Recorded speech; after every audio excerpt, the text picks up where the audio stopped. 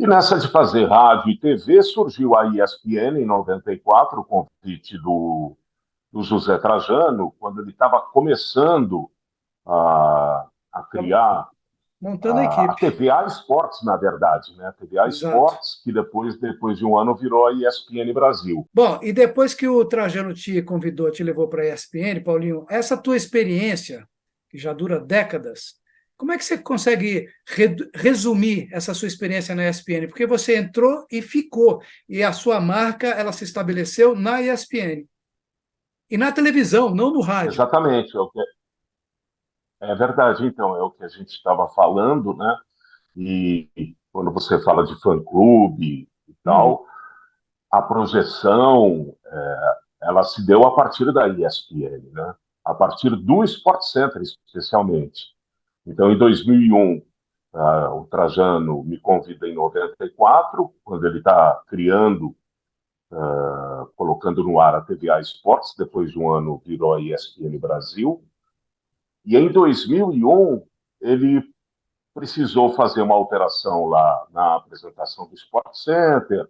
Quem fazia. O Sport Center estava começando, a marca Sport Center no Brasil, estava começando ali no final de 2000, começo de 2001, que é uma marca da ESPN pelo mundo todo. Americana. Mas aqui a gente ainda não tinha o Sport Center, a gente tinha os, os nomes dos jornais locais, dos É. programas locais nossos, né? Todos muito bons, por sinal. E aí, o Volpe, que era o apresentador, o Luiz Alberto Volpe, o Volpe ele pede para sair e tal, e o Trajano me convida. E aí, logo depois, vem o Antero junto. E a gente começa a fazer o Sport Center, e a partir dali, em 2001, até hoje, virou essa explosão, né?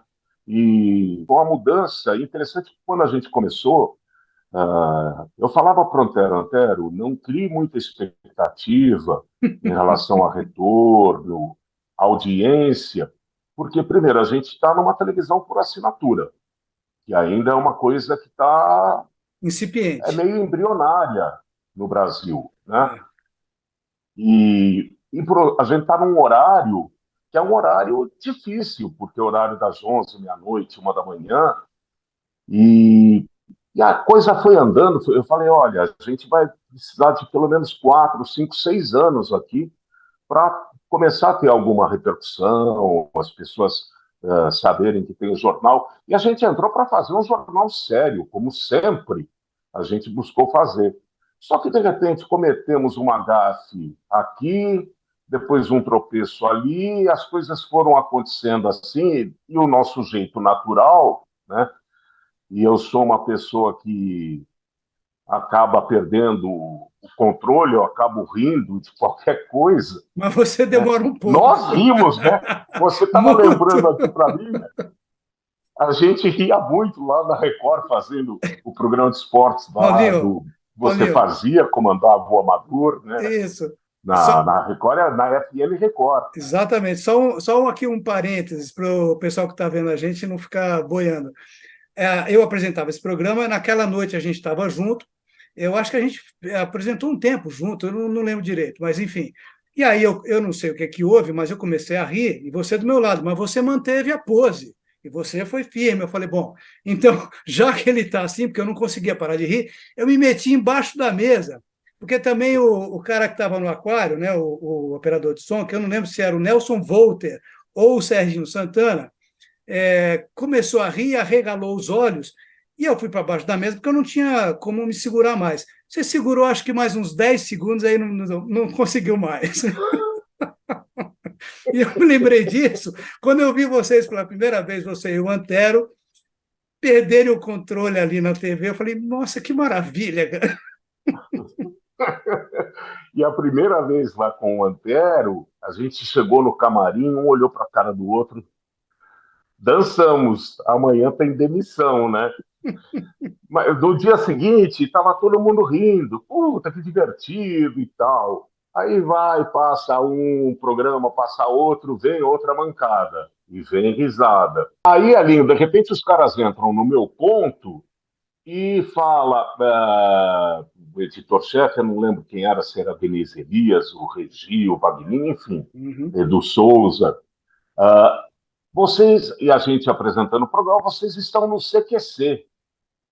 Aí eu não Olha entendi só, nada, né?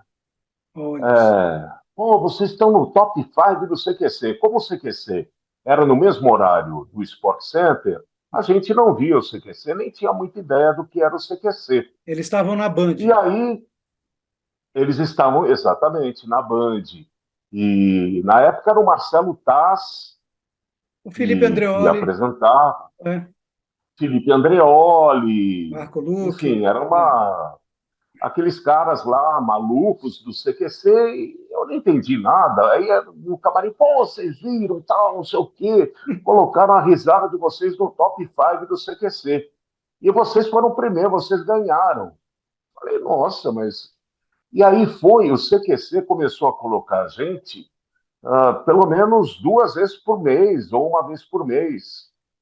Toda hora tinha gente no CQC. E o CQC acabou, de uma forma indireta, ajudando muito, porque a gente começou a ficar conhecido pelo CQC, Exato. por estar na Band, TV aberta, claro, a ESPN crescendo, o Sport Center crescendo, se afirmando no horário, os anos vão passando, e a coisa realmente tomou uma proporção muito grande. Tanto que você hoje entra no YouTube, por exemplo, é impressionante o número de vídeos e de acessos, né? Exatamente. E é engraçado que eu até converso com o Antero, e a gente tem uma relação muito legal com o fã de esportes, com o público, é assim, super bacana, né? Todo mundo, eu diria que a cada 100 tem 99 que curtem a gente, gostam da gente, sabem que fazemos um jornal sério, que a gente está lá para dar notícia, informar, para comentar, enfim. E que de vez em quando tem esse lado mais descontraído. E a gente também sabe, sempre soube, que pelo horário do programa a gente tinha que fazer um programa leve, né? As pessoas estão cansadas, chegaram Sim, do trabalho, da escola, da sim. faculdade, estão indo dormir. Então não adianta fazer um negócio muito sisudo.